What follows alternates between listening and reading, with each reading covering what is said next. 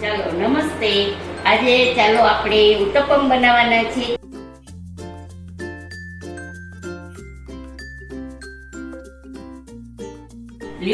લીલી ડુંગળી, ટમેટા, કોથમીર, લીલા મરચા બધું ઝીણું ઝીણું સમારી લીધું છે અને સૂજીને પલાળી દીધી છે. પલાળીને સૂજીને 2 કલાક જેવું પલાળી રાખવાનું, એટલે એમાં સરસ બાઇડિંગ આવી જાય. ચાલો આપણે બનાવીએ. આપણે બનાવીશું ઉત્તપમ.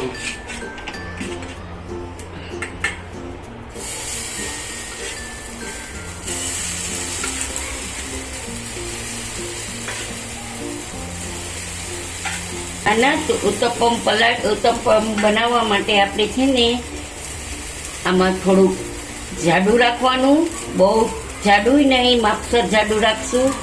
પછી તેમાં આપણે લીલા ડુંગળી, ટમેટા બધું એકદમ રીતે પાથરી દઈશું.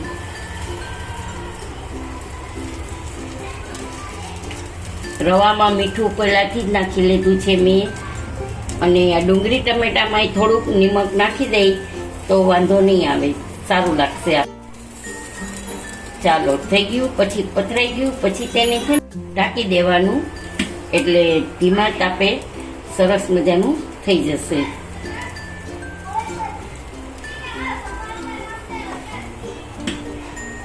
ચાલો હવે થોડુંક તેલ લગાવી દઈશું સાઈડમાં.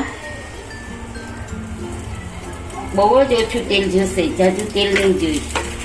કે કોઈ પણ ઢાંકણ હોય તો એમાં ઢાંકી દઈશું. આપણે એક છીબું ઢાંકી દીધું છે. ઓકે,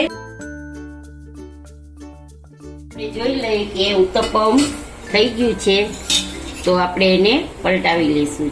બરાબર, ઉપરથી એકદમ થઈ ગયું છે સરસ.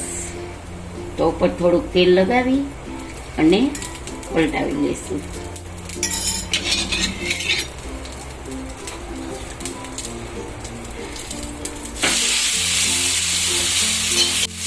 જો નીચેથી એકદમ ક્રિસ્પી થઈ ગયું છે અને ખાવામાં બહુ જ મજા આવશે તમને.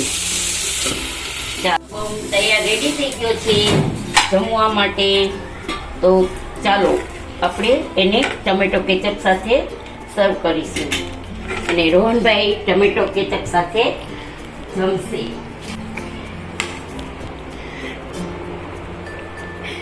ચાલો, આપણું ટમેટો કેચઅપ સાથે રેડી થઈ ગયું છે ઉત્તપમ.